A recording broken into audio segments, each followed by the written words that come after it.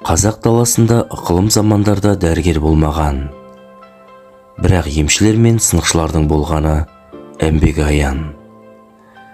Бала кезімде жүкті әйелдің ішіндегі баланы бәкісімен бөлшектеп алып шыққан емші жайлы естіген едім. Ол кезде бала болдық қой. Кейін сол қариялардың көз жұмарын, айтылған әңгімелердің өзімізге керек боларын ол кезде білмеппіз.